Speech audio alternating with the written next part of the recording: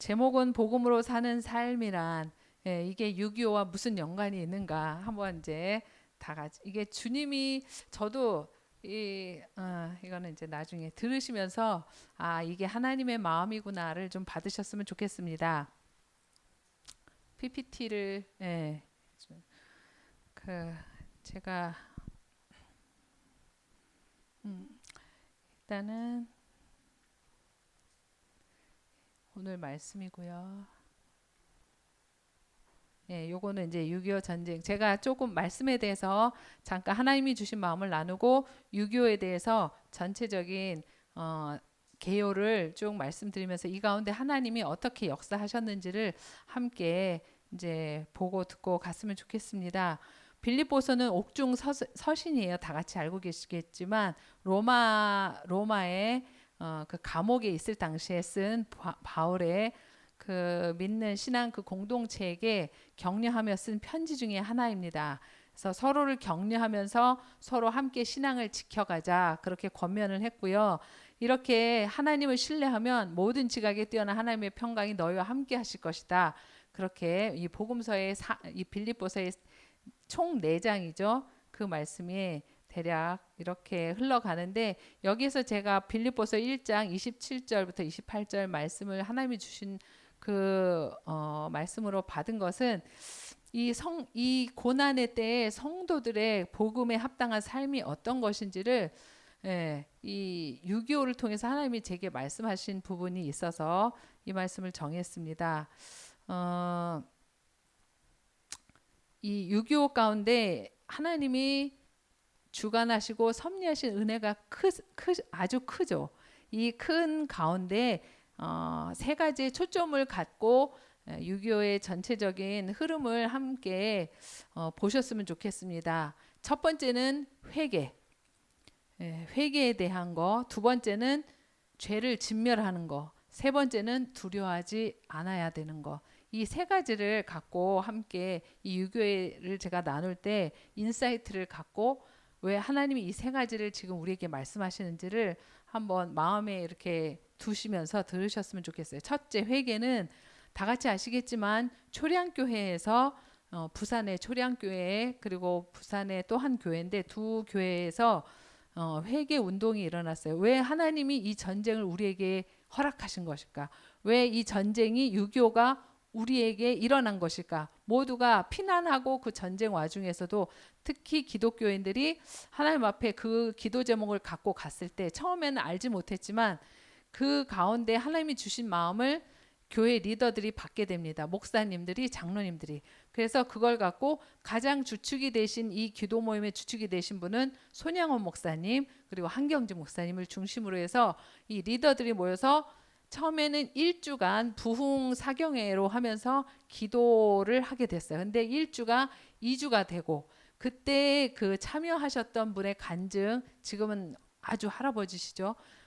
그 장로님의 간증을 들으면 마치 그 기도를 하나님께서 이끌어 가셨던 것 같다.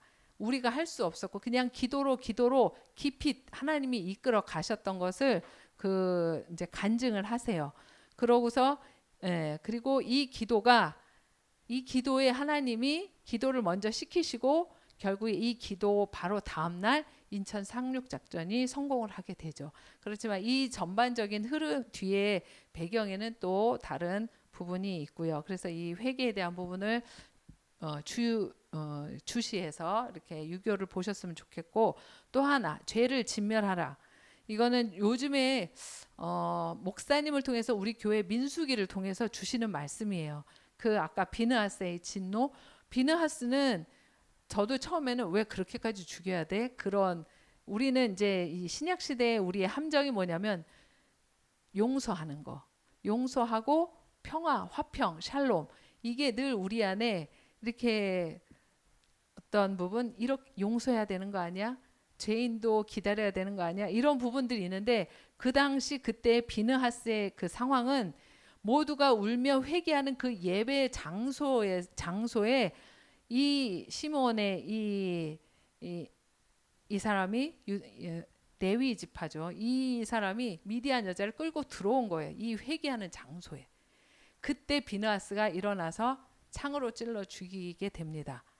이 장소는 하나님의 영이 머무는 거룩한 장소였기 때문에 구약 시대 우리가 생각하는 그 이상으로, 그래서 하나님이 얼마나, 그게 하나님의 분노였다고 하잖아요. 하나님이 이 죄에 대해서 얼마나 분노하시는지. 근데 제가 이 유교를 쭉 준비하면서 제 안에 분노가 일어나더라고요. 어떤 분노냐면 우리의 자녀들을 이것들이 건드려 그러면서 영적 전쟁을 막 하는 그 마음을, 분노를, 하나님의 주신 분노를 막 갖게 되는 거예요.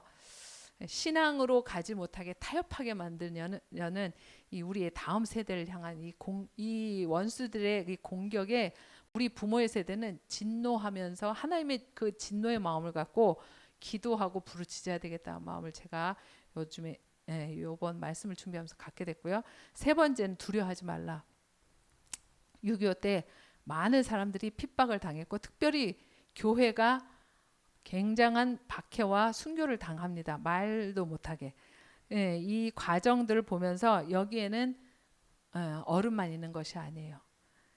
이따 끝나고 영상을, 짧은 영상을 보여드릴 건데, 주일 학교 어린 아이들까지. 근데 그들을 죽일 때 그냥 죽인 게 아니에요. 너 여기서 예수님 부인하면 살려줄게. 근데 부인하지 않았어요. 그래서 죽은 거예요. 그래서 그렇지만 이런 여기에서 두려워하지 말 것은, 이 순교의 신앙은 여기 말씀에도 나와 있지만 이것이 그들에게는 멸망의 증거요 너희에게는 구원의 증거니 이는 하나님께로부터 나는 것이라. 우리는 영원을 사는 하나님의 사람들이기 때문에 지금은 우리 앞에 죽는 것으로 보이지만 결국에는 우리는 하늘의 영광을 입게 된다는 거죠. 그 믿음을 지킬 때 이 세 가지를 주시하시면서 유교를 이제 할 텐데, 제가 이것을 어저께 샤반 예배, 저희 저녁에 토요일 저녁에 이 유교에 대해서 잠깐 나누는데 우리 아들이 이런 질문을 하더라고요. 세 가지 질문을 했는데 제가 하나는 생각이 안 나서 일단 두 가지. 왜 일제시대에 일어난 일을 6.25 때 회개했어요? 그 손양호 목사님이 대표적으로 이 부분을 회개합시다 했던 게 6.25 때 신사참배한 거, 이거를 초량교에서 회개 운동이 이 부분이 일어난 거예요. 그러니까 그 얘기를 듣고 일제시대 때 일어난 일을 왜 6.25 때 회개하냐고 그랬어요. 그랬을 때 목사님이 거기에 대해서 답을 주셨는데, 45년에 해방돼서 하나님이 회개하길 기다렸다. 기다리는 시간, 하나님은 바로 이렇게 진멸하시는 어떤 하나님의 역사 속에 그것도 있지만 하나님은 늘 기다리세요. 기다리시고. 근데 그 해방 5년 동안 좌우 분리가 되면서 이 국론이 분열되고 여기에 믿는 사람들이 사실 많이 이 5년 기간 동안에도 믿는 사람들이 많이 죽었어요. 그 공산주의자들에 의해서. 그러면서 결국에 6.25가 일어나게 되고 그 시간에 회개를 하게 됩니다. 그리고 두 번째, 우리 아들이 또 하나 질문한 건, 교회가 신사참배를 결의했으면 이건 교단이 결의한 거죠. 결의해서 1938년에 신사참배를 결의합니다.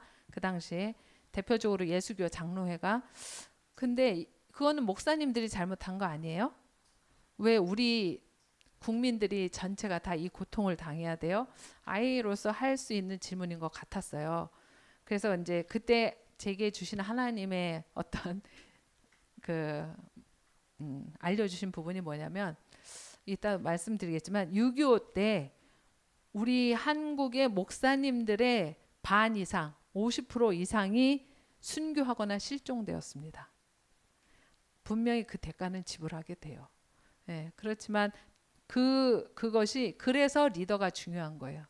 우리나라도 리더에 따라서 좌로 갔다 우로 갔다, 이거는 우리 국민이 할 수 있는 게 아닌 거예요. 어떤 부분. 그렇지만 그 밑바탕에는 교회의 기도가 항상 있고 하나님이 리더를 통해 교회를 깨우시고 리더를 통해 교회를 사용하시고, 이런 역사가, 하나님의 역사는 늘 교회를 통해서 일어난다는 거죠.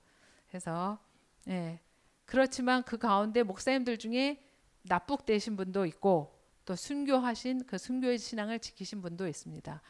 예, 그 당시 50% 이상이라면 꽤 큰 숫자죠. 목사님들이 그렇게. 예, 그리고 제가 한 가지 우리 성도들에게 질문하고 싶은 부분은 6.25 중에 가장 많이 순교와 박해를 받은 지역은 어디일까요? 우리 예중이는 서울이요. 그래서 아니, 경기도요. 아니, 서울이 인구가 많으니까 서울이라고 생각을 했을 텐데 아니, 평양이요. 아니, 예, 어디일까요? 거의 제가 볼 때 70%가 순교 당한 지역. 제암리는 화성에 있죠. 거기 경기도 이게 분산돼서 곳곳에서 가장 많이 순교를 당한 지역은 전라도. 네, 전라도. 조금 이따가 영상 트는 것도 전라도의 한 교회 얘기예요. 그래서 제가 안타까웠죠. 그 전라도가 이 복음을 지금도 교회에 복음의 그런 부분들은 많이 일어나고 있지만 한 부분 제 안의 안타까움은 그 전라도가 이념적으로 지금은 조금 다른 방향으로 흘러가고 있다는 게 좀 안타까운 부분이 있습니다.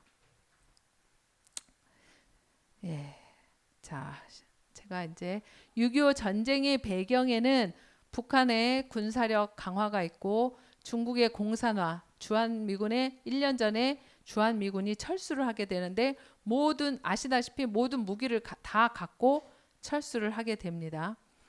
북한의 소련군이 주둔하면서 2개월 뒤부터 군대를 양성하고 각 시도 자치별로 위원회를 만들어서 그 사람들을 감시하면서 군대를 양성하기 시작을 해요. 결정적으로 미 국무장관인 에치슨이 그 방위선을 알래스카 알류산 열도 일본 필리핀을 잇는 선으로 결정을 하면서 결정적으로 북한이 남한을 침공하는 계기를 주게 됩니다.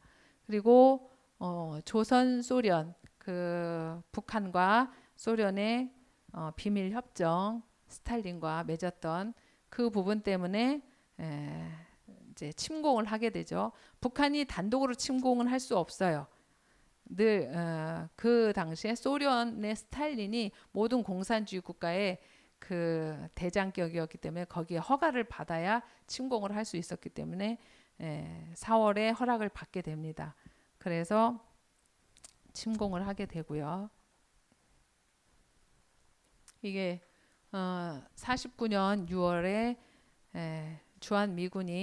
미군은 이 한국 땅에 별로 관심이 없었어요. 그래서 북한이 늘 얘기하는 미국이 우리나라를 침탈하려고 해서 이렇게 오게 됐다. 그건 전혀 다른 말이에요. 여기에 오히려 개입하기를 싫어했어요.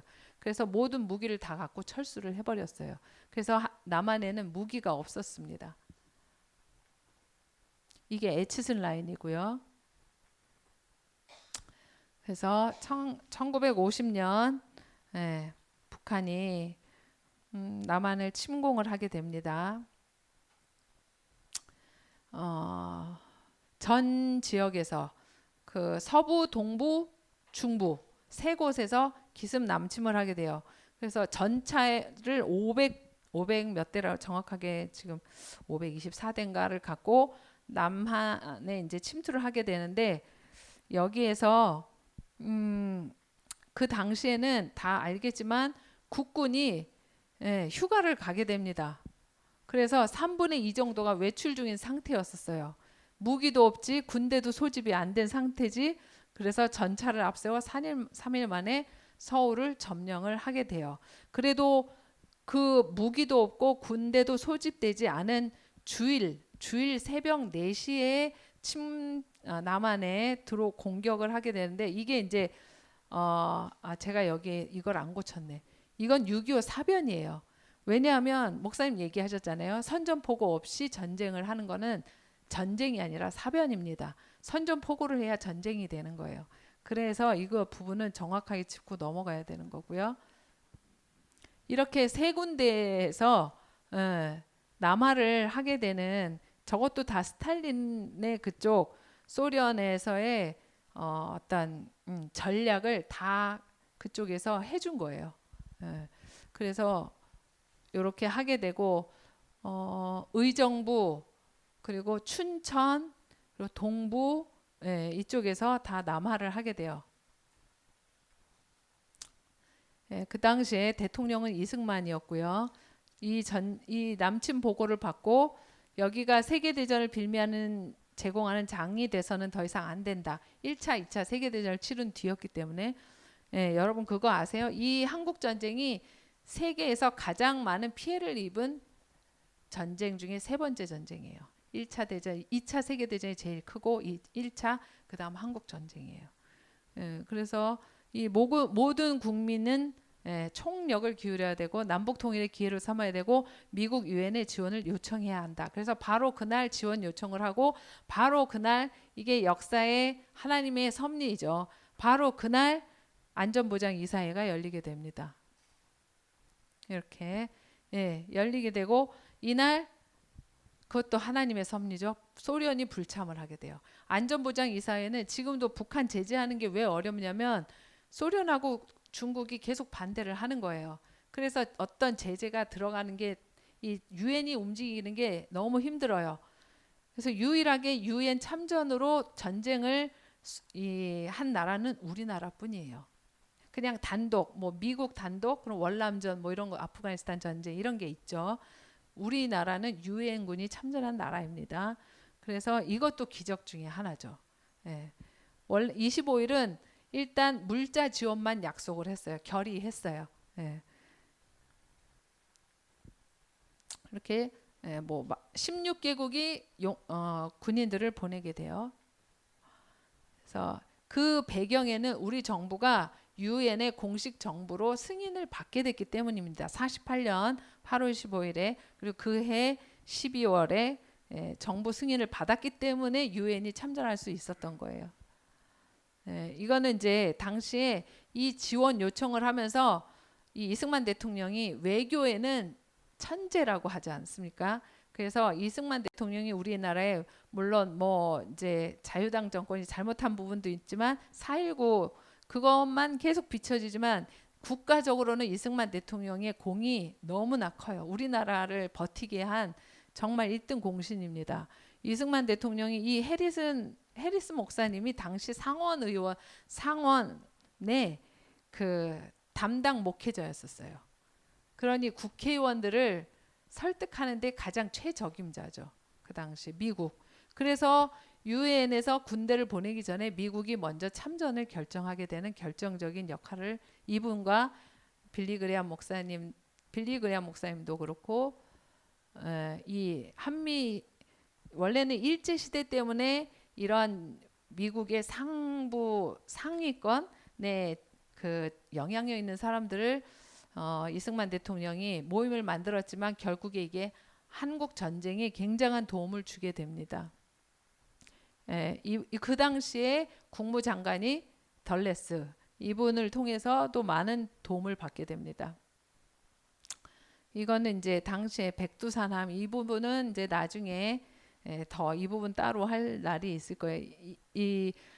동부 해안 쪽으로 내려오는 600여 명의 군대를 싣고 부산을 침투할 예정이었던 그 군대를 이 백두산함이 격파를 하게 돼요. 그래서 부산이 뚫리지 않은 거예요. 포항으로. 그래서 이 백두산함은 손원일 제독이 민간인 후원금 그리고 이승만 대통령이 준 후원금을 해서 나라의 재정이 아닌 민간 후원으로 첫 우리나라의 전함이 됩니다. 전투함. 우리나라가 3일 만에 함락이 됐지만 중요한 건 그 3일도 버티기 힘들었었던 전력이었다는 거죠. 그 3일 버틴 것도 대단한 거라는 거를 이 책에 해롤드 노블이 자세히 기록을 하고 있습니다. 거의 육탄전 수준으로 군인들이 싸웠어요. 전차 부대에 어떻게 대응을 하겠습니까? 그냥 수류탄 들고 화염병 들고 투척한 거예요. 본인이 그냥 자폭하고. 3일 만에 그래서 28일 새벽에 서울을 미아리 고개를 넘어서 점령을 하게 되고요. 그다음 28일 날 그래서 어쩔 수 없이 한강 인도교를 폭파하게 됩니다.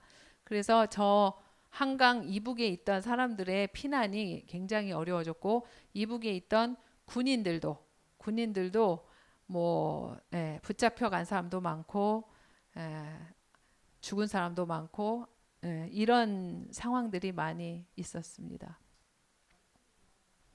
이 한강교 폭파도 말이 많은 부분 중에 하나인데 나중에 그거는 말씀드리고요. 북한군이 그렇지만 이것 또한 하나님의 섭리 중에 하나가 28일부터 30일까지 3일을 서울에 머무르게 돼요.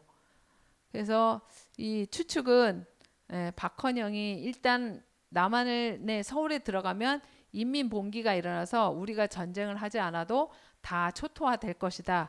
이게 가장 유력한 설이에요. 많은 그 인민군 고위 장교급에서 얘기가 나온 것이기 때문에. 근데 막상 들어와 봤더니 인민 봉기는 일어나지 않더라. 네. 그래서 3일 만에 다시 진격해서 한강 이남으로 내려가게 됩니다. 중부 전선의 고전이라는 거는 춘천 쪽을 통해서 내려오는 그 길을 그 당시에 그 지역을 맡았던 그 사단이 굉장히 고전을 하면서 그 길을 막았다고 해요. 그래서 좀 전체적으로 조금은 늦어진 부분이 있다고 합니다. 그 당시에 3일을 이렇게 머물면서 김호밀 장군이 한강 이남의 방어선을 구축하게 되고 28일 날 메가더 장군이 오게 돼요. 그래서 시찰을 하면서 이거는 사실 27일 날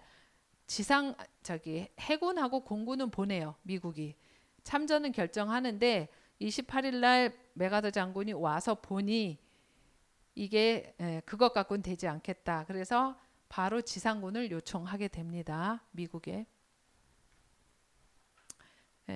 그러면서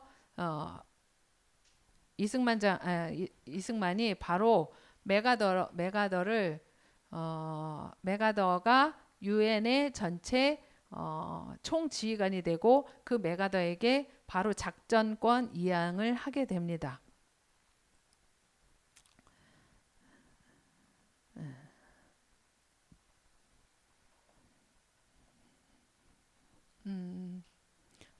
그 당시에 이제 이 군인 소집도 늦어졌지만 군인 갖고는 턱도 없기 때문에 학도의용군을 이제 창설을 하게 되고요. 후방 지원이 20만여 명, 거의 10대는 다 학도의용군으로 많이 10대 중반 후반. 그래서 이게 이제 영화로 많이 나왔죠. 포화 속으로라는 영화하고 요 얼마 전에 나온 장사리 상륙작전. 인천 상륙작전 바로 전날 그것을 이제 북한군이 알 수 없게 헷갈리게 하는 그런 작전이 있잖아요. 정확하게 이름은 잘 모르겠는데 그걸 위해서 장사리 경상도 쪽에 상륙작전을 하게 돼요. 이때 2주간 훈련받은 학도의용군이 700여 명이 그 장사리로 들어가서 상륙 작전을 하고 그냥 그 모양새만 취하고 나오려고 했는데 배가 그들을 데리고 나올 그 배가 좌초가 돼 버린 거예요. 그래서 시간이 딜레이가 되면서 거기에서 이제 여러 명 엄청난 100명 이상의 우리 학도의용군이 죽게 되고 그 배가 나오면서 거의 해변에 많은 수의 학도의용군들을 태우지 못하고 좌초되는 바람에 그냥 거기에 두고 나오게 됩니다. 그게 영화 장살이에요. 제가 그 영화를 보고 싶어도 제가 내용을 너무 잘 아니까 마음이 아파서 못 보겠더라고요. 네, 영화가 있습니다. 그때 그 아이들의 나이가 772명인가 되는데 12세부터 18, 9세까지 아이들이었다고 해요. 그러면서 바로 낙동강 다 밀려 내려갔죠. 그냥 순식간에 낙동강 전선이 이제 형성이 되고요. 그 메가더가 요 낙동강 전선을 사수하라고 이제 그 당시에 이 미 8군의 그 대장이죠. 미 8군의 지휘관이었던 워커 장군에게 명령을 내려요. 그래서 이거를 워커 라인이라고도 합니다. 그래서 그 워커 장군이 워커힐 산 그쪽에서 교통사고로 전쟁 중에 돌아가셔서 거기가 워커힐이 됐습니다. 그 여기 낙동강 방어선이 구축되는데 계속 밀려 내려옵니다. 8월 1일, 8월 13일, 8월 15일 계속 밀려 내려와요. 그래서 저게 마지막까지 밀려 내려오면 일본으로 철수다. 그걸 정해놓고 있었던 때였어요. 이때가 8월. 근데 이때 뭘 했다? 기도를 했다. 네.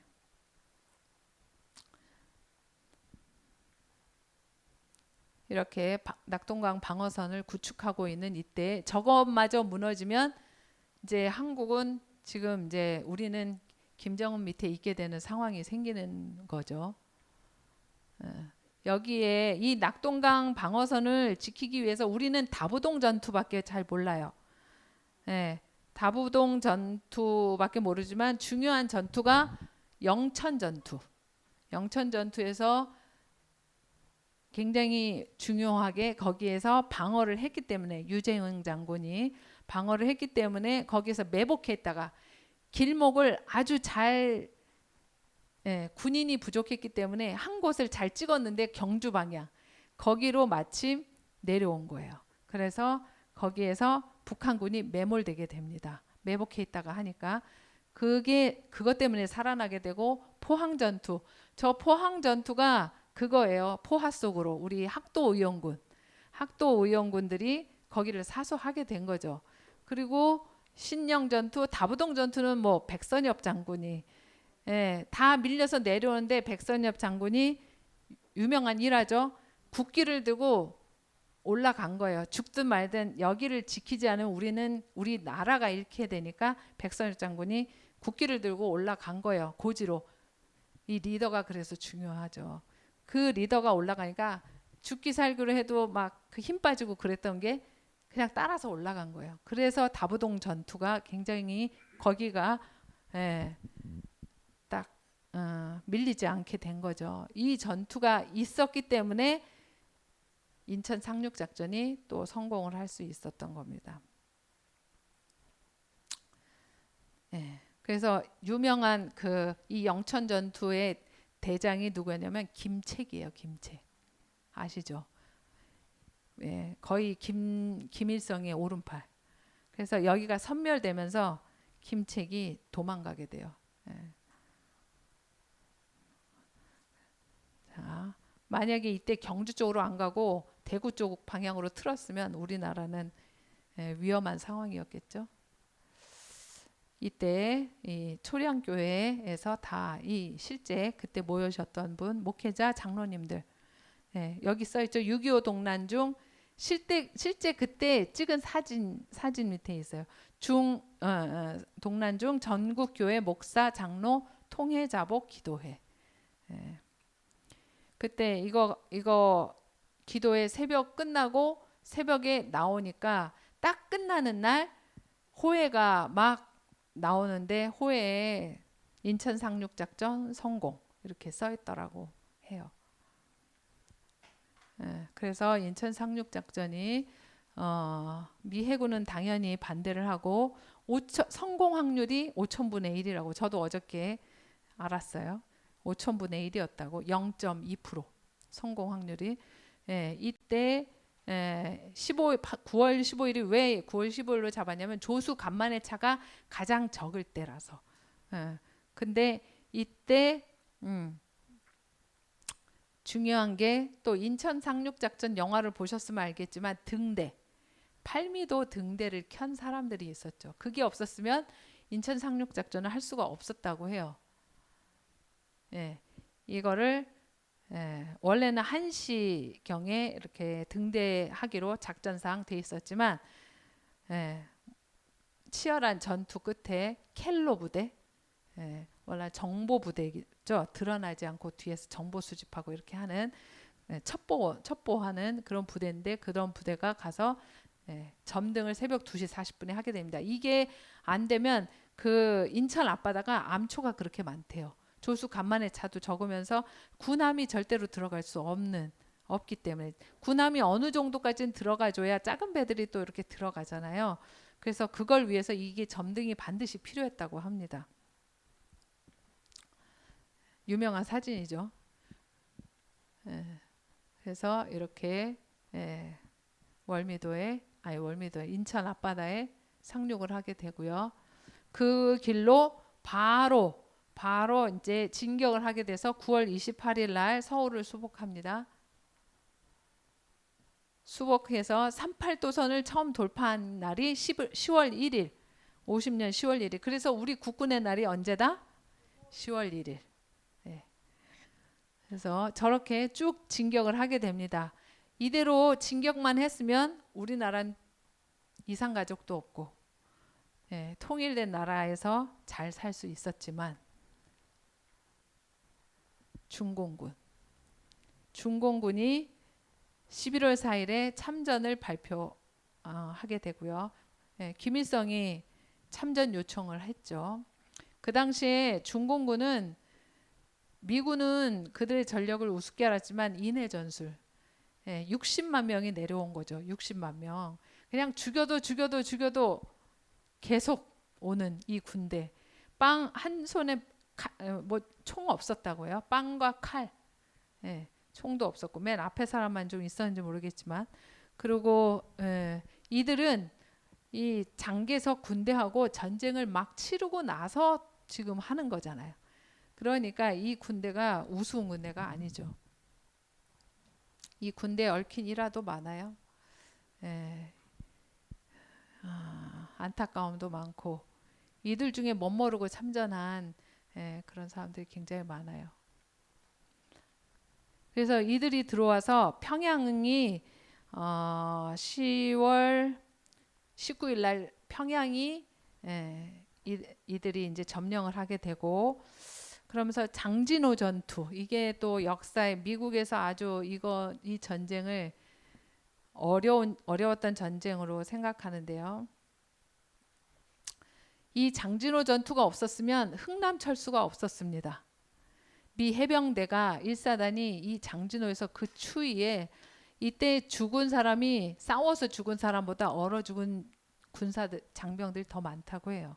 실제 그 사진을 보면 너무 참혹해요. 그냥 얼은 채로 동사돼서 모양이 그 모습 그대로 이렇게 사람들이 옮기는 그게 있는데 그때 이때 이걸 사수해 주는 바람에 흥남철수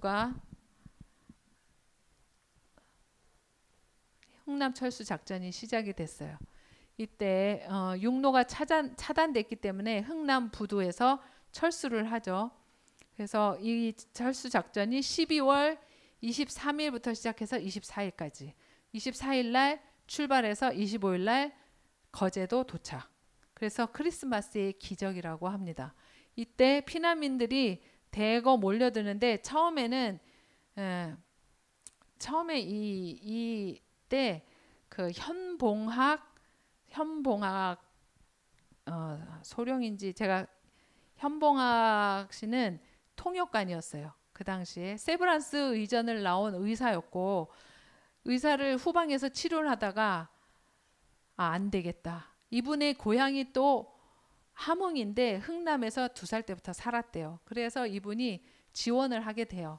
그래서 알몬드 소령의 통역관으로 오게 되는데 그때 이 현봉학이란 분은 목사님 자녀예요. 그러니까 그 마음이 있는 거죠. 영혼에 대한 마음이. 그래서 이때 이 피난민들을 보고 원래는 군인하고 국군 1사단하고 그 미 해병대만 싣고 가려고 했는데 이분이 붙잡는 거예요. 이분하고 김백일 장군이 이 피난민들 두고는 못 간다. 그리고 김백일 장군이 우리는 배 안 타도 된다. 우리는 걸어서 내려가겠다. 이들을 안 실으면 우리는 걸어서 간다. 이렇게 해서 결국에 그러면 5천 명만. 근데 때마침 이때 메가더가 허락을 해요. 피난민 싣고 와라. 그래서 허락을 해서 그 당시에 그 바다에 있던 모든 배를 다 보내게 돼요. 군함만이 아니라 모든 배를 다 보내지만 배에 한계가 있기 때문에 그때 5천 명만 싣기로 했어요. 근데 피난민이 몰려들어서 몇만 명? 여기 제가 썼나? 10만 명. 10만 명을 싣게 됩니다. 이게 그 당시 흥남 철수 작전이죠. 국제시장에 영화가 나오잖아요. 이게 장면이. 이렇게 작은 배들까지 다 동원을, 모든 배는 다 흥남으로 가라. 그래서 이렇게 무기는 다 버린다. 네, 무기 실턴 무기고 전부 무기 다 내려. 그래서 이렇게 다 내리고 무기는 폭파. 전부 다. 예, 그리고 사람을 실는다. 저 배 속에 사람이 그때 저 배를 탔던 분들의 얘기를 하나같이 들으면 그냥 새카만 그 무기고 안에 사람들이 이렇게 붙어 있었대요. 근데 그 속에서 아이가 5명이 태어났어요. 그 배를 타고 내려오면 5명. 그 속에서 화장실 못 갔대요. 그냥 거기서 그냥 싸는 거예요. 예, 생명이 이게 뭐 배 못 탄 사람들 저기에 그러고도 남아서 다 돌아가셨다고 해요. 저기 남은 사람들은. 예, 여기에는 하나님의 사실 이 뒤에 모든 과정에는 선교사들의 자녀, 목회자들의 자녀, 뭐 이런 기독교인이 드러나지 않게 너무나 곳곳에. 근데 그거는 내가 한 게 아니고 그 사람들이 한 게 아니고 하나님의 마음을 주셨기 때문에 한 거죠. 마음 안 주시면 이런 일 못하죠. 네, 그래서 이렇게 흥남 철수가 됩니다. 중공군이 개입하고 곧바로 그래서 1월 4일에 서울이 점령을 당해서 그 유명한 일사후퇴. 네, 일사후퇴 때 이때 피난민이 많이 생긴 거예요. 천만 이상 가족이 생긴 거예요. 이때. 갑자기 막 중공군이 밀려 내려오니까 뭐 정신없이 쌀 그 겨를도 없이 그냥 내려와서 고아, 과부 뭐 다 이때 이렇게 물밀듯이 다 내려왔죠. 예. 그러고서 이후에 중공군 요 37도선까지 밀려 내려왔는데 여기를 38도선까지 회복하는데 남은 시간이 다 걸린 거죠. 거기에서 뭐 백마고지 전투, 피해 능선 전투, 뭐 여러 전투가 계속 있었고요. 공방전이 왔다 갔다 했고요. 산 하나 그 전날 차지하면 다음 날 북한이 차지하고 다음 날 남한이 차지하고 이런 전투에 수많은 사람이 죽었고요. 네, 그 이후로 이제 더 이상 미국이 아이젠하워 대통령으로 가면서 공약이 뭐였냐면 전쟁 끝인다. 전쟁 끝낸다. 아이젠하워 대통령의 공약이. 그래서 빨리 전쟁 끝내라. 끝내려면 어떻게 하냐? 네, 서로 안 물러서는 이 여기에서 그냥 휴전하자. 그래서 51년도에 휴전에 대한 얘기가 솔솔솔솔 나오면서 근데 2월 11일 날 서울을 재수복하면서 메가더는 진군해야 된다. 이승만도 진군해달라. 그래서 4월 10일에 메가더가 해임됩니다. 미국으로 돌아가게 돼요. 더 이상 미국 정치권에서 이 전쟁을 원하지 않았어요. 그래서 해임시키고 그래서 개성에서 7월 10일에 첫 정전 휴전 회담을 하게 되고요. 52년 7월에 개성에서 본회담이 이제 시작이 되고요. 근데 이 방공포로 석방이 왜 중요하냐면 이거는 방공포로 석방은 1953년 6월 18일에서 21일 날 완료시킨 방공포로 석방인데 그 당시에 우리는 모든 작전권을 모든 그거를 이제 유엔에 다 이전을 시킨 상태니까 유엔이 북한과 이거를 이제 협정을 체결하죠.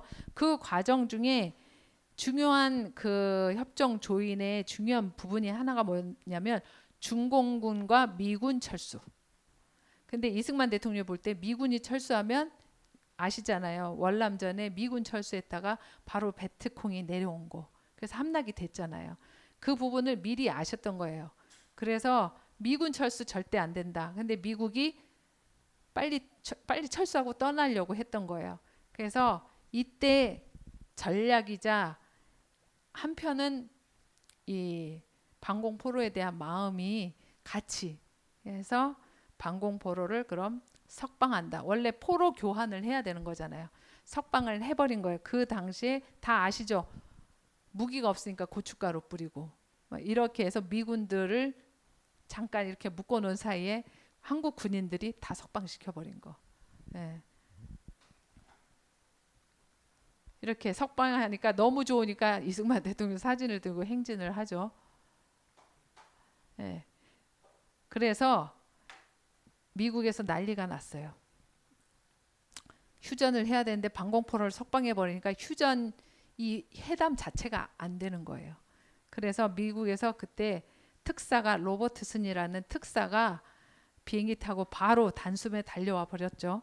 그래서 이승만하고 담판을 짓는데 마음이 급해서 빨리 이거를 이 휴전에 합의를 보자. 근데 이거는 이제 약간 뒷얘기지만 이승만 대통령이 나는 새를 보시오. 그러면 이거를 빨리 이걸 정전을 협정에 조인해 주십시오. 나는 새도 자유롭지 않습니까? 이러면서 영어를 잘하시고 늘 이거에 외교에 능숙능란 하시니까 아주 그랬다고 해요. 그래서 결국에는 이때 어떻게 하냐면 한미 상호 방위 조약이라는 거를 체결을 하게 하는 얘기를 시작을 하게 됩니다. 그래서 설사 미군이 어느 정도 철수해도 우리랑 한미 상호 방위 조약을 체결하면 우리에게 전쟁이 언제든 일어날 때 미국이 이 이제 나라 서로 보호하는 거죠. 미국이 전쟁이 일어나면 우리가 미국을 도와주고 우리가 전쟁이 일어나면 미국이 우리를 도와주고 근데 상황을 생각해 보세요. 우리가 뭘 도와주겠어요, 미국을. 이거는 우리나라를 위한 조약이었던 거죠. 그래서 이 3만 7천 명의 포로 중에 3만 5천 명을 탈출시켜요.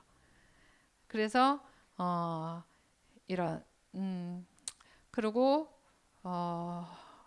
그때 특사가 와서 그런 부분을 상호 방위 조약을 체결하기로 하면서 휴전 협정에 그럼 동의한다. 근데 거기 휴전 협정에 우리나라의 어떤 의견이 자꾸 묵살이 되니까 이런 부분을 좀 잡으려고 했던 거예요. 이승만 대통령이. 그래서 8월 8일에 덜레스와 가 조인을 또 미국은 그것도 안 지키려고 했어요. 그냥 슬쩍 넘어가려고 했어요. 근데 덜레스를 딱 붙잡고 친구잖아요. 조인을 딱 하게 되면서 10월 1일에 이 상호 방위 휴전은 7월 정전협정은 7월 27일에 되고 10월 1일에 이 상호 방위 조약을 체결을 하게 됩니다. 그때 그 이후에 방위 조약은 체결을 하는데 이 작전 이양권 이거를 안 가져가려고 하는 거예요. 그렇게 되면은 우리가 작전 이양권 지금 자꾸 작전 이양권 가져오게 한다고 자꾸 민주당 쪽에서 얘기를 하시는데 그러면 이 전쟁은 우리가 치러야 되는 거예요. 근데 작전 이양권은 미국에 있으면 북한이 넘어오면 미국이 대응을 먼저 해야 되는 아주 중요한 거예요. 이 작전 이양권을 자꾸 안 가져가려고 그러니까 그 부분 때문에 닉슨 부통령이 특사로 왔어요. 이 닉슨이에요. 그 당시 아이젠하워 대통령일 때 부통령이 닉슨이었습니다. 그래서 닉슨이 이승만하고 담판을 지려고 왔지만 결국 넘어가서 작전 이양권을 그대로 갖게 됩니다.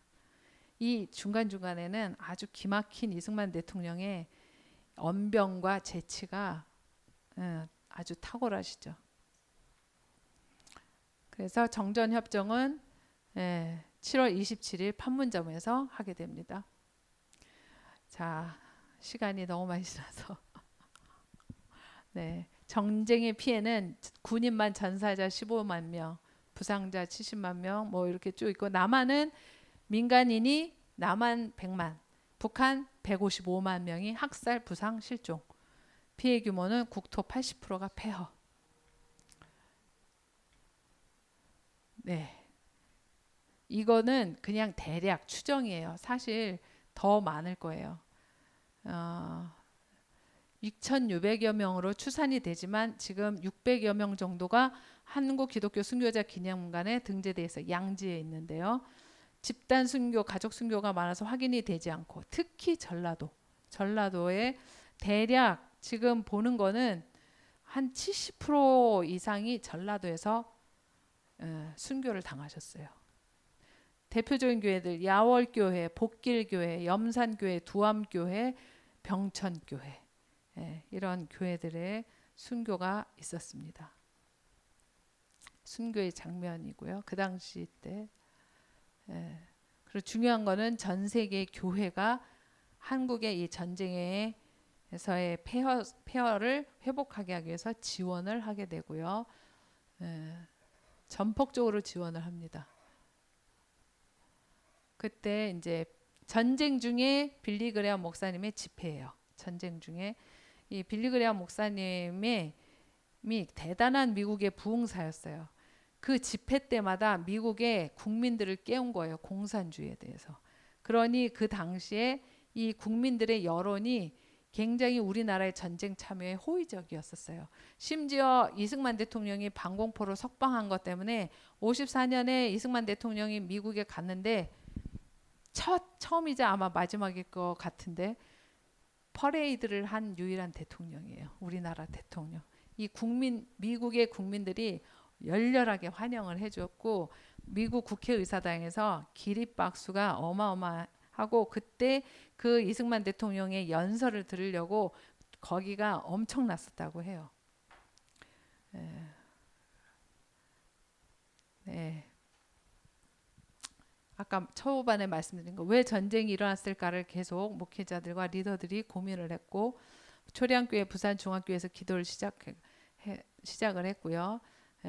간절히 기도했다고 하는 거. 전쟁으로 얻은 것은 뭐 여러 가지가 있지만 교회적으로는 평양과 서울 중심의 기독교에서 전체적으로 확산이 됐다는 거. 교회 부흥운동으로 가게 됐고요. 그래서 1973년 여의도에서 이렇게 집회를 하게 됩니다. 아마 우리 전도사님은 참석을 하셨었던 걸로 제가 알고 있습니다. 이후에 이게 이제 컬러 사진이고 여의도에 아무것도 없을 당시였습니다. 아파트도 없고 아무것도 없을 때 이후에 이게 86년인 80 그게 그 아까 좀 전에 보인 게 73년이고 이거는 한국 기독교 100주년. 왜냐하면 그 이때 제가 중학교 3학년이었었어요. 그러니까 그 언더우드 선교사가 한국에 처음 들어온 발을 디딘 그때부터 100년. 그래서 1986년인가 이때 그래서 제가 중3 때 여기를 제가 갔었어요. 가서 사람이 그냥 근데 이때 다 집회 끝나고 갔을 때 여의도 광장이 깨끗하더라. 그래서 아주 신문에도 나오고 그랬었죠. 네, 끝입니다. 이후에 영상을 하나 보게 되는데요. 이 영상을 보고 함께 기도를 하셨으면 좋겠습니다. 제가 기도는 따로 안 하고 영상 보고 목사님과 같이 기도하시겠습니다. 영상 보여주세요.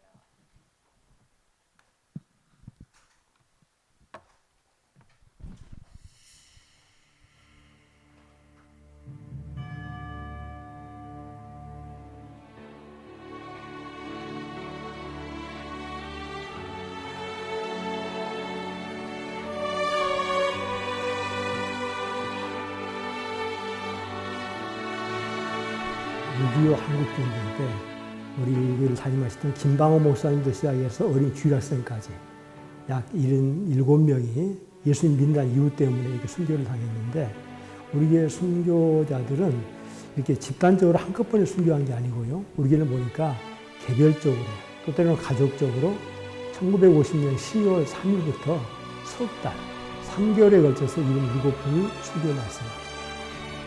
석 달 동안 순교를 하시다 보니까 얼마든지 피난도 가려면 가실 수도 있는 그런 분들이 많이 계셔서 순교를 하셨는데 특별히 우리 교회는 77명 중에 28명이 주일학생들 주일학생이 많이 순교를 하셨죠. 근데 철없는 주일학생 같지만 철없이 죽어간 게 아니고 죽음의 순간에도 믿음을 고백하고 또 천국을 바라보고 천국의 소망 가운데서 이렇게 순교했던 거예요.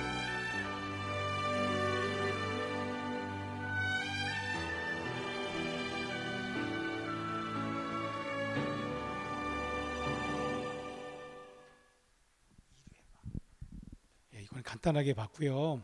불 켜주시고, 자 여러분들 오늘 이 유교에 대해서 나눴지만 여러분 그 리더들의 결정에 의해서 사실 유교를 통하여 하나님께서 교회를 징계하시지 않습니까? 근데 우리가 봐야 되는 초점 중에 하나는 물론 죄에 대한 거에 대한 징계로서 유교를 통하여서 하나님이 우리에게 매를 드셨지요. 그런데 여기서 뭐냐면 그 가운데서 또 믿음을 지킨 사람들이 있었다는 거예요.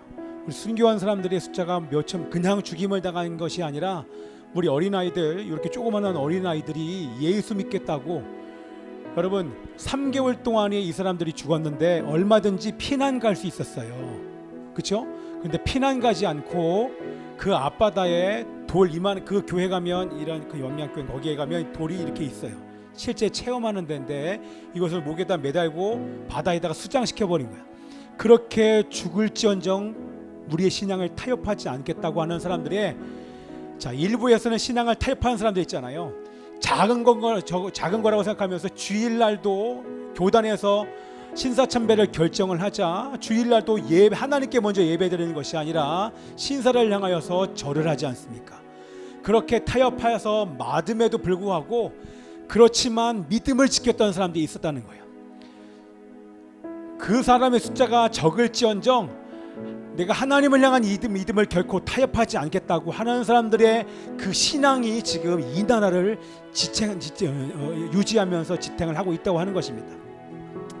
그래서 오늘 이 처음에 이 복음에 합당한 삶을 우리가 설교를 했지 않습니까? 이 부분에 대해서 우리가 해야 될 것은 뭐하냐면, 여러분 우리는요 죄를 지을 수밖에 없어요. 그죠? 저를 포함하여서 여기 있는 모든 사람들이 다 죄를 짓지 않을 수가 없는 그런 환경 속에 살고 있습니다. 그렇기 때문에 여러분들은 우리 안에 죄가 쌓이지 않도록 날마다 성령님을 따라가면서 회개를 해야 돼요. 그런데 조심해야 될 것은 뭐냐면, 여러분 보세요. 저를 잘 보세요. 우리에게 길은 단 두 가지밖에 없어요. 넓은 길, 쉬운 길, 편안한 길과 좁은 길, 어려운 길 두 가지밖에 없다고 하는 것입니다. 여러분 신사참배 절하면 그만해요. 얼마나 쉬운지 몰라요. 내가 다 절한다고 하는데 나는 절하고 싶지 않다. 내가 목에 칼이 들어올지언정 절대 하나님 외에는 절하지 않겠습니다 라고 그 좋은 길을 선택하는 무리가 소수가 있었고, 장로교라고 한 큰 교단의 대부분의 사람들이 다 목회자를 따라서 다 주일까지도 그렇게 신사참배를 했던 거, 우상에게 절했던 거 아닙니까? 마찬가지에 우리에게 유교를 통해서 던지는 질문은 뭐냐면, 오늘도 마찬가지입니다.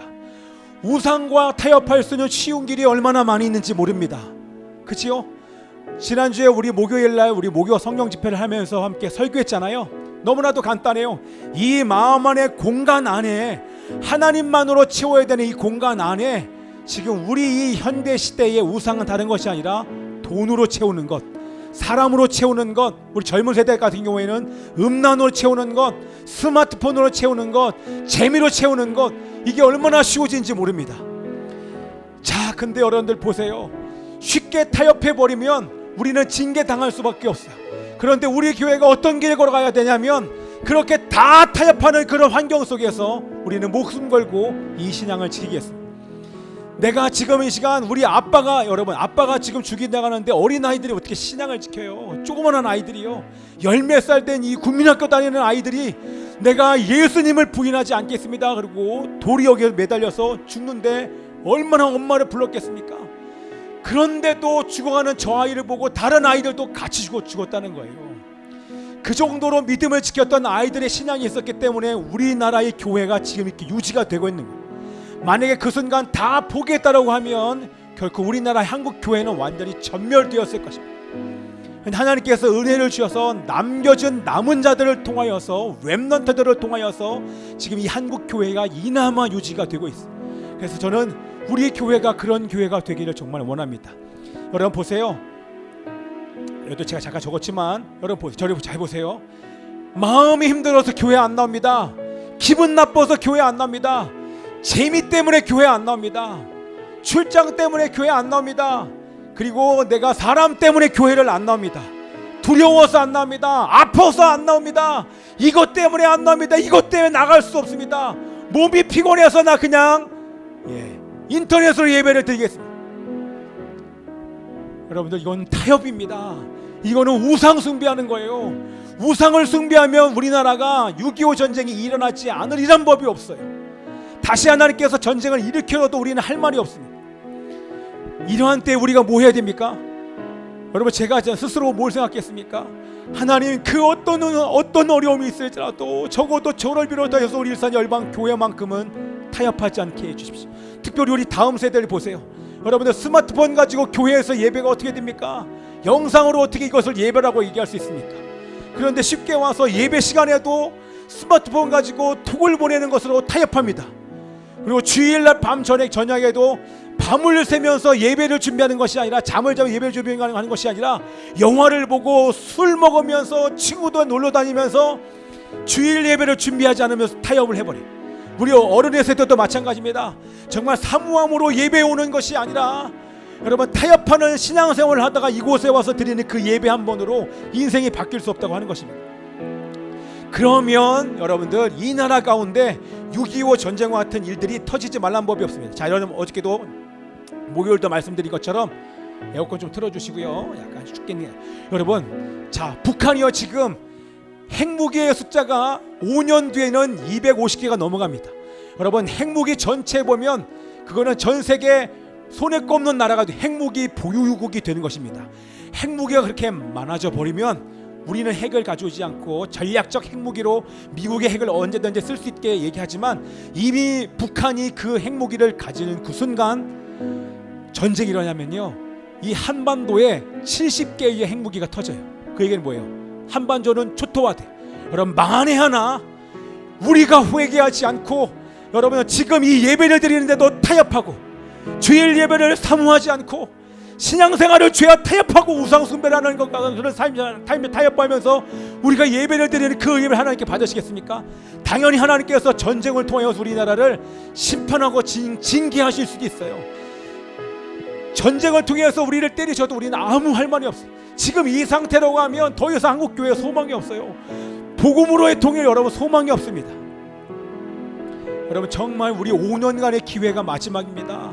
이때 한국교회가 회개하고 우상숭배의 죄를 타협하고 신사참배만 회개할 것이 아니라 여러분 제가 얼마나 답답한지 아십니까? 뭐라고 얘기하냐면 신사참배의 죄를 다시 회개해야 된대요. 다시 회개된다고 또 막 신문지상에 얘기하는데 지금 그 문제가 아니라 신사참배보다 더한 우상숭배의 죄를 지금 한국교회가 버젓이 저지르고 있음에도 불구하고 자기의 죄는 회개하지 않고 그때 당시에 신사참배한 그들의 죄만을 회개하자고 지금 리더들이 분위기를 조성하고 있어요. 무슨 말 같지도 않은 소리입니까? 그 문제가 아니라 지금 한국교회 예배가 얼마나 타협했는지를 봐야지요. 지금 한국교회 예배에 얼마나 지금 사모함이 있습니까? 아까도 우리 얘기했잖아요. 회개를 얘기했지 않습니까? 여러분 회개하자 지금 한국교회가 왜 죽어갑니까? 회개 안 해요. 어디 지금 눈물 흘리면서 한국교회가 지금 회개합니까? 주일 예배에 눈물 흘리면서 회개하는 교회가 얼마나 됩니까? 죄도 얘기 못해요. 왜? 이 사람의 눈치 보고 저 사람의 눈치 보면서 장로의 눈치 보면서 회개라는 얘기를 목회자가 큰 교회일수록 회개를 얘기를 못해요. 떠날까봐 당을 지어서 무리 지어서 나를 쫓겨날까봐. 여러분 지금 한국교회가 회개가 죽었어. 회개가 죽고 예배가 죽고 기도가 죽으니까 타협하는 거 아닙니까? 여러분 잘 보세요. 우리 젊은 세대들 주일날 교회 와서 여기 잘 봐야 돼. 여기 잘 봐야 돼요. 스마트폰을 해요. 스마트폰을 하고 있는 그 젊은 세대를 향해서 어른의 세대가 아무도 얘기 못해요. 그렇게 드리면 예배 드리는 게 아니야. 자 어른의 세대를 향해서 우리 젊은 세대도 누구든지 일주일에 똑바로 살고 예배 드려야 되면 다 얘기 못해요. 왜? 다 타협하거든. 다 타협하다가 여기 와서 그냥 아닌 척하면서 예배를 드릴 그 예배를 드리면서 이것이 예배라고 얘기하니까 하나님이 예배 드리지 말라고 얘기하지 않습니다. 여러분 저는요 너무나 답답한 게 너무나 아픈 게 뭐냐면 신사참배의 죄보다 더한 그런 동일한 죄들이 지금 버젓이 한국 교회에서 죄를 짓고 있음에도 불구하고 회개 안 해요. 그 목회자들이 그거에 대해서 얘기를 못 해요. 이 사람 저 사람 눈치를 보면서 저마다 죄를 지으면서 우리 죄를 안 진다는 얘기 아니에요. 저도 죄를 져요. 그러면 정말 더 사모함으로 와서 이곳에서 회개해야 되는데 선포하는 사람이나 예배드리는 사람이나 다 타협했어. 다 어떤 예배를 드리겠어요? 찬양도 안 해. 여기 와서 찬양도 안 해. 기도도 안 해. 집에 가면은 다 유튜브 보고 TV 보고 스마트폰으로 게임하고 다 자기 살고 싶은 대로 다 살다가 여기 와서 어떤 예배가 됩니까? 이렇게 우리 교회도 타협하는 것을 보니까 이렇게 정말 예배를 드려야 되는가, 어떻게 될지 정말 너무나 난감한 거예요. 그래서 다시 목요 성경 집회를 하나님께서 하게 하신 줄 믿습니다. 자, 여러분들 보세요. 저 이제 마무리합니다. 잘 보세요. 여러분들, 미디안 하나님의 진에 하나님의 12지파에 하는 시므온 지파가 남자가 리더가 미디안 여자를 데려다 하나님의 진, 하나님이 거하신 거기서 음행을 행합니다. 말이 안 되죠. 그런데 그게 묵인될 수밖에 없는 그런 그 당시 분위기가 있었다는 거예요. 작은 거 하나를 타협해 버리니까 결국에는 누가 당합니까? 결국엔 이스라엘 백성들 24,000명이 죽임을 당합니다. 그 작은 죄 하나를 내버려뒀더니 24,000명이 연병으로 죽여버려요, 하나님께서. 자, 우리 교회 마찬가지입니다. 우리 한국 교회 마찬가지입니다. 여러분, 우리가 타협하고 있는 이 작은 부분을 통하여서 여러분 24,000명이 아니라 우리 대한민국에 240만 2,400만 명이 죽을 수 있는 그 일을 하나님께서 하실 수 있어요. 그런데 우리 예중이가 질문한 것처럼 왜 그들의 죄가 우리의 무슨 상관이에요? 자, 신사참배의 죄 우리 회개했어요. 그런데 지금 이 순간에 이 죄들을 우리가 회개하지 않을 경우에 하나님께서 전쟁이라는 이름으로 북한을 통하여서 핵무기의 공격이 우리나라에도 있을 수 있다라고 하는 것입니다. 그때 가서 전쟁이 일어나고 핵무기가 터지는 그 환경 속에서 여러분 회개가 나오겠습니까? 하나님 그런 카드를 꺼내실 수도 있어요. 그런데 꺼내지 않고 지금 5년의 정권이 바뀌어서 여러분 지금 5년 동안 한국 교회가 회개할 수 있는 기회를 주신 것입니다. 이때 여러분 철저하게 예배, 기도, 회개, 우리가 타협한 우상 숭배의 죄를 회개하면서 다시 일어나야 될 줄 믿습니다. 그럴 때 우리 한국 교회가 이 마지막 시대에 사명을 온전히 감당하게 될 줄 믿습니다. 아멘이죠? 아멘입니다. 그래서 우리 젊은 세대들 마찬가지예요. 얘들아 잘 들어라. 타협하면 안 돼. 지금 목사님이 너희들에게 일부러 강하게 얘기하네요. 옛날 같으면 강하게 얘기했지만 타협하면 안 돼요. 타협하면 가정이 너희들이 다음 세대 미래가 없어. 무기력한 거, 기분이 나빠요, 힘들어요, 우울해요. 여러분 목표를 잃어버리게 만들고 타협하게 만들고 또 소망을 잃어버리게 만들고 또 목표를 설정하지 못하게 만들고 아프게 하고 두렵게 만드는 이 모든 건 다 속임이에요. 악한 영을 꾸짖으면서 우리 다음 세대가 일어나야 돼요. 그리고 술, 담배, 게임, 영화 여러분들 다 죄입니다. 그거 자체가 죄가 아닐 수도 있어요. 그러나 그것이 여러분 죄라고 하는 것은 하나님께 더 가까이 가지 못하도록 방해하는 모든 것들은 다 죄입니다. 여러분 죄가 아니라고 얘기하지 마세요. 그건 다 죄가 될 수밖에 없기 때문에 다 거부해야 될 것들입니다. 이걸 여러분들이 타협하는 그 순간 우리 공동체 어느 한 순간 이름도 없이 그냥 우리 공동체 없어져 버릴 것입니다. 그런 상태에서 드리는 그 예배가 하나님을 기쁘시게 드릴 수 없기 때문에 오늘 우리가 결단을 하고요. 그리고 다음 주 집회 들어가서도 이런 내용들도 함께 어떻게 인도하실지 모르겠지만 철저하게 회복하고 자복하고 나서 다시 새롭게 출발하는 우리 교회가 되기를 원합니다. 아멘이죠? 아멘입니다. 그래서 날마다 죄와 타협하지 않고 날마다 바로 서야 될 이유가 여기 있습니다. 내가 말씀 읽을게요. 우리 오늘 본문 말씀, 오직 너희는 그리스도의 복음에 합당하게 생활하라. 이는 내가 너희에게 가보나 떠나 있으나 너희가 한 마음으로 서서 복음에 합당하게 생활한다는 것이 바로 서는 것입니다. 계속해 주세요. 반주. 반드시 서야 됩니다. 그리고 나서 우리 29절의 말씀 뭐예요? 너희에게 은혜를 주신 것은 다만 그를 믿을 뿐 아니라 또한 그를 위하여 고난도 받게 하려 함이라. 뭐예요? 여러분 믿는 자들은 고난이 있다고 하는 것입니다. 그리스도를 믿는다는 것은 사망에서 생명으로 옮겼기 때문에 사단의 자식에서 그리스도가 자녀가 되면 당연히 이 세상의 임금이 지배하는 이 땅 가운데 믿는 자들은 고난을 받을 수밖에 없어요. 만약에 우리가 고난받지 않는다, 그러면 여러분들 타협한 증거입니다. 뭐라고요? 자, 지금보다 더한 시대가 오는데 예수 믿는다는 이름으로 비난과 환난이 앞으로 다가올 것인데 우리 가운데 고난이 없으면 여러분이 우리 교회가 타협한 증거라고 하는 것입니다. 그렇기 때문에 진정으로 예수를 믿는 자마다 고난 속에 들어갈 것인데 그 고난 속에서 우리 이 교회에 순교당한 사람, 6.25 큰 전쟁 중에서 아이들까지 순교당한 그 사람들처럼 여러분 우리가 어떻게 해야겠어요? 그때 가서 여러분 분명히 평상시 우상숭배의 죄로 타협한 사람들은요 그때 가서 타협하고 말아요. 여러분 교회가 왜 분열됩니까? 교회 안에 있는 사람들이 교회를 고발하기 때문에 교회가 분열되면서 혼란 속에 들어가게 돼요. 자, 그래서 우리 교회가 깨어 있어야 될 이유가 바로 여기 있는 줄 믿습니다. 아멘이죠? 지금 장시간 사실은 쉽지 않은 얘기를 했어요. 정말 어려운 얘기를 했어요. 이것을 여러분 부담감으로 듣지 마시고 여러분 타협한 부분이 있다고 하면 한 부분이라도 하나님이 기뻐하지 않고 하나님께 더 이상 가까이 가지 못하도록 막는 그 일이 있다고 하면 여러분들 끊으셔야 됩니다. 철저하게 진멸하셔야 돼요. 남겨둔 미디안을 통해서 여러분들 교회가 무너지고 하나님을 믿는 자들이 죽임을 당하기 때문에 철저하게 원수를 진멸하는 그 은혜가 있기를 기도합니다. 아멘이죠? 우리 함께 기도해 주 앞에 나와 무릎 꿇고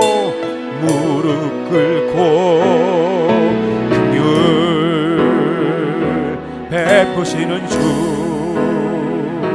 하늘을 향해 두 손 들고 하늘문이 열리고 하늘문이 열리고 은혜의 비줄기 이 땅 가득